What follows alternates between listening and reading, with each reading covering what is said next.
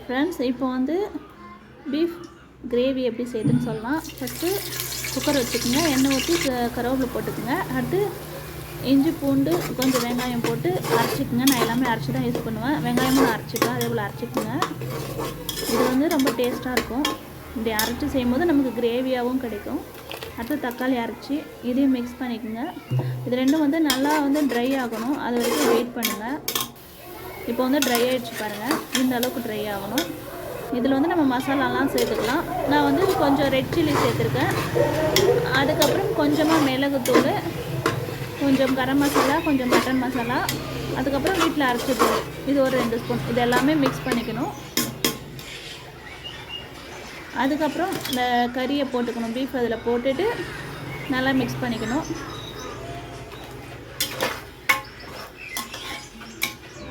அதுக்கப்புறம் இது வந்து கொஞ்சம் நேரம் மூடி வச்சுருங்க. கொஞ்சம் அது வந்து குக் ஆகணும், அந்தளவுக்கு கொஞ்சம் மூடி வச்சுட்டு அதுக்கப்புறம் நமக்கு தேவையான அளவுக்கு அதிலே கொஞ்சம் தண்ணி வரும். அதுக்கப்புறம் நம்மளும் கொஞ்சம் தேவையான அளவுக்கு நமக்கு எந்த அளவுக்கு கிரேவி வேணுமோ அந்த அளவுக்கு கொஞ்சம் தண்ணி ஊற்றிக்கலாம். இது நல்லா கிளறி விட்டுக்குங்க.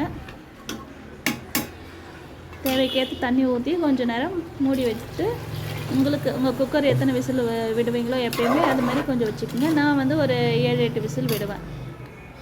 அப்புறம் இதுக்கு தேவையான அளவுக்கு உப்பு போட்டுக்குங்க. அவ்வளோதான் ஃப்ரெண்ட்ஸ்.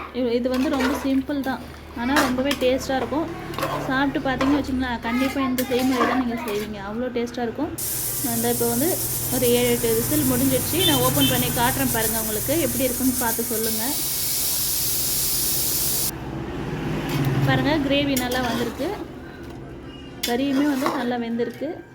நீங்கள் வந்து உங்கள் வீட்டில் எந்த அளவுக்கு என்னென்னலாம் மசாலா போட்டு செய்வீங்க அப்படின்னு சொல்லுங்கள். இந்த பீஃப் கிரேவி எப்படி இருக்குன்னு சொல்லிட்டு எனக்கு கமெண்ட்டில் சொல்லுங்கள். லைக் பண்ணுங்கள், ஷேர் பண்ணுங்கள், என்னோடய சேனலை சப்ஸ்கிரைப்